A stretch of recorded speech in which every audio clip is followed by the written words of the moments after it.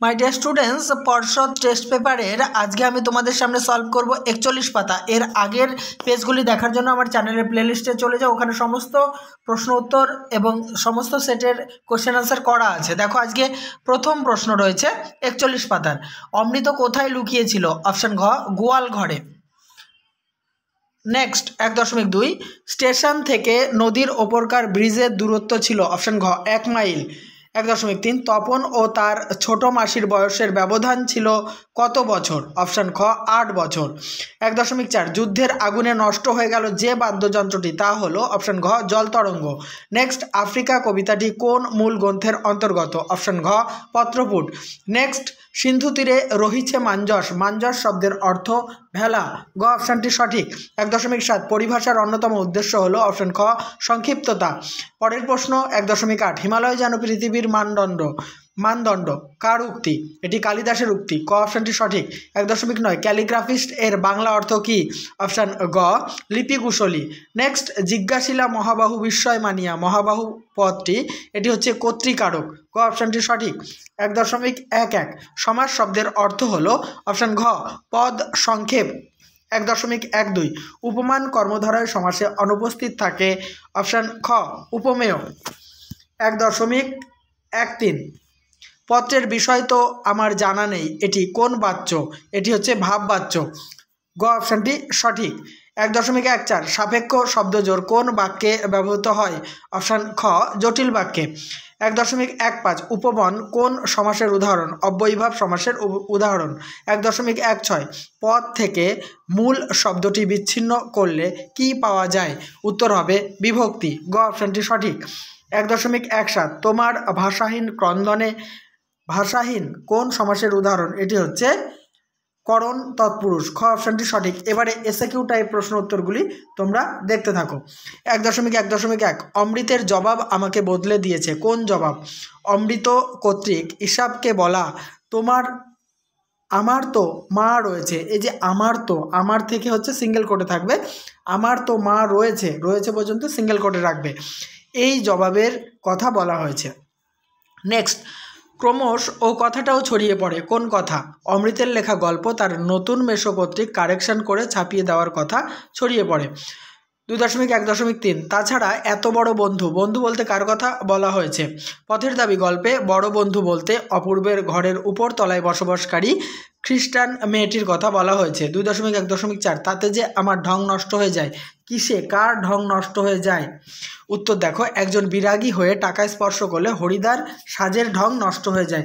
2.1.5 দাগের প্রশ্ন, আজ তার মনে হইল, কার কি মনে হয়েছিল? নদীর বিদ্রোহ গল্পে নদের চাঁদের মনে হয়েছিল নদীর উপরে ব্রিজের কি প্রয়োজন ছিল? নেক্সট প্রশ্ন, কবির সঙ্গীতে বেজে উঠেছিল, কি বেজে উঠেছিল? কবির সঙ্গীতে বেজে উঠেছিল সুন্দরের আরাধনা। 2.2.2, ইন্দ্রজিতে জিতি তুমি সতী, তুমি কে? অভিষেক কবিতার আলোচ্য অংশটিতে তুমি হলো ইন্দ্রজিতের স্ত্রী সতী প্রমীলা। 2.2.3, নেমে এলো তার মাথার ওপর, কি নেমে এলো? একটার পর একটা পাথরের মতো পরপর বছরগুলি নেমে এলো। 2.2.4, সমুদ্র নিপতি সুতা কে? সমুদ্র নিপতি সুতা হলো পদ্মা। 2.2.5 দাগের প্রশ্ন, আঁকড়ে ধরে সে খড়কুটো বলতে কবি কি বুঝিয়েছেন? খড়কুটো বলতে শুকনো ঘাস বা বিচালিকে বোঝায়, কিন্তু কবি আলোচ্য অংশে খড়কুটো বলতে অসহায়ের শেষ সম্বলকে বুঝিয়েছেন, বা তোমরা লিখতে পারো অসহায় মানুষের শেষ সম্বলকে বুঝিয়েছেন। দেখো 2.3.1 দাগের প্রশ্ন, অনেক লেখক মনে করেন, কি মনে করেন? এর অ্যান্সারটা লেখা আমার একটু মিস্টেক হয়ে গেছে, তোমরা ভালো করে দেখে নাও। অনেক লেখক মনে করেন ইংরেজি শব্দের যে অর্থব্যাপ্তি বা কনোটেশন বাংলা প্রতিশব্দেরও ঠিক তাই হওয়া চাই। ঠিক আছে, তোমরা লিখে নাও। আবার বলছি, অনেক লেখক মনে করেন ইংরেজি শব্দের যে অর্থব্যাপ্তি বা কনোটেশন বাংলা শব্দেরও ঠিক তাই হওয়া চাই। ঠিক আছে। 2.3.2, তাদের উদ্যোগের এই ত্রুটি ছিল, কি ত্রুটি ছিল? বঙ্গীয় সাহিত্য পরিষদের লেখকদের মধ্যে ত্রুটি ছিল যে তারা একসঙ্গে কাজ না করে স্বতন্ত্রভাবে বা আলাদাভাবে কাজ করেছিলেন। পরের প্রশ্ন, 4 খণ্ড রামায়ণ কপি করে একজন লিপিকার কি পেয়েছিলেন? 4 খণ্ড রামায়ণ কপি করে একজন লেখক অষ্টাদশ শতকে পেয়েছিলেন নগদ 7 টাকা, কিছু কাপড় আর কিছু মিঠাই। 2.3.4 দাগের প্রশ্ন দেখো, তাদের নতুন করে শিখতে হচ্ছে। কি শিখতে হচ্ছে? সরকার রাজকার্যে দেশি পরিভাষা ব্যবহার করায় ইংরেজি জানা কর্মচারীদের দেশি পরিভাষা আবার নতুন করে শিখতে হচ্ছে। এবারে 10টি ব্যাকরণগত প্রশ্ন উত্তর আলোচনা করব। অবশ্যই ভালো লাগলে লাইক কমেন্ট এবং শেয়ার করো। চ্যানেলটিতে নতুন হলে সাবস্ক্রাইব করো, অল করে দিও। আর সমস্ত ভিডিও দেখার জন্য আমার চ্যানেলের প্লেলিস্ট ফলো করো। প্রথম প্রশ্ন, বিভক্তি কাকে বলে? উদাহরণ দাও। যেসব বর্ণ বা বর্ণ সমষ্টি শব্দ বা ধাতুর পরে যুক্ত হয়ে শব্দ বা ধাতুকে পদে পরিণত করে তাকে বিভক্তি বলে। যেমন দেখো, বিভক্তিগুলি হচ্ছে এতে, অন্তস্থ, রয়ের, গুলি, কে, শূন্য। ঠিক আছে, একটা উদাহরণ দিয়ে বুঝিয়েছি। বাড়িতে বাবা নেই, এই যে বাড়িতে তলায় দাগ, হ্যাঁ, বাড়ির সঙ্গে তে যুক্ত হয়ে বাড়িতে হয়েছে, এখানে তে হলো বিভক্তি। 2.4.2 পূর্বপদ কাকে বলে? উদাহরণ দাও। সমসমান পদগুলির মধ্যে যে পদটি প্রথমে থাকে তাকে পূর্বপদ বলে। যেমন বৃক্ষচ্ছায়া, একে যদি আমরা ব্যাসবাক্য করি বৃক্ষের ছায়া। ঠিক আছে, বৃক্ষ ছায়াকে, এটাকে আমরা যদি ব্যাসবাক্য করি লিখব বৃক্ষের ছায়া। এখানে বৃক্ষের হচ্ছে পূর্বপদ। ঠিক আছে, নেক্সট চলে এসো 2.4.3 ভাব বাচ্চে কর্তা লুপ্ত আছে এমন একটি বাক্য লেখো। খাওয়া হোক বা যাওয়া হোক, এ সমস্ত কিছু কিন্তু ভাব বাচ্চে লুপ্তকর্তার উদাহরণ। এবারে 2.4.4 দাগের প্রশ্ন, সন্ন্যাসী হাসলেন আর চলে গেলেন, সরল বাক্যে রূপান্তর করো। সন্ন্যাসী হেসে চলে গেলেন। 2.4.5 নির্দেশক বাক্যের কয়টি ভাগ কি কি? নির্দেশক বাক্যের 2টি ভাগ, একটা ইতিবাচক, অপরটি নেতিবাচক। কিংবা তোমরা অস্তর্থক বা নঙর্থক লিখতে পারো, বা হ্যাবাচক বা নাবাচকও লিখতে পারো। ঠিক আছে, ইতিবাচক নেতিবাচক লিখলেও হবে, হ্যাবাচক বা নাবাচক লিখলেও হবে, আবার সদর্থক বা নঙর্থক লিখলেও হবে।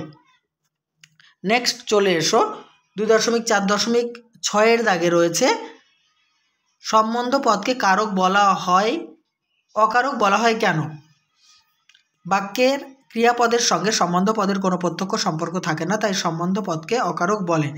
এরপরে দেখো নাম্বারিংটা একটু মিস্টেক হয়েছে, আমি 2.4.7 দাগের প্রশ্ন উত্তরটা করেছি, 2.4.6 ডবল আছে, সেটাকে লাস্টে করেছি। দেখো, বাক্যে আসক্তি কাকে বলে? উদাহরণ দাও। বাক্যের শব্দগুলিকে যথাস্থানে সন্নিবিষ্ট করার নামই আসক্তি। যেমন উদাহরণটি দেখো, বনে রাম ফুল, বনে রাম পাড়ে ফুল। ঠিক আছে, এখানে আসক্তির অভাব রয়েছে, কারণ শব্দগুলি এলোমেলোভাবে সাজানো আছে। এটাকে যদি আসক্তি যুক্ত বাক্যে মানে গঠন করি, রাম বনে ফুল পাড়ে লিখতে হবে। ঠিক আছে, এবারে 2.4.6 দাগের প্রশ্ন ডবল রয়েছে বললাম। আমার অপরাধ হয়েছে বাক্যটিকে কর্তৃবাচ্যে লেখো। আমি অপরাধ করেছি। নেক্সট 2.4.8 প্রশাখা শব্দের ব্যাসবাক্য সহ সমাসের নাম লেখো। প্রশাখাকে যদি ব্যাসবাক্য করি লিখব ক্ষুদ্র শাখা, অব্যয়ীভাব সমাস। 2.4.9 সমধাতুজ কর্তার একটি উদাহরণ দাও। লেখক লেখে, আবার তোমরা লিখতে পারো খেলোয়াড় খেলে। ঠিক আছে, সমধাতুজ কর্তা। 9 দাগে চলিত গদ্যে বঙ্গানুবাদ করতে বলা হয়েছে, তোমরা এক লাইন করে মিলিয়ে নাও, আমি বলছি। Man is the maker of his own fortune, মানুষ নিজেই তার নিজের ভাগ্যের নির্মাতা। We can not prosper in life if we are afraid of labour, পরিশ্রম করতে ভয় পেলে আমরা কোনোদিন জীবনে উন্নতি করতে পারবো না। Some people think that success in life depends on luck or chance.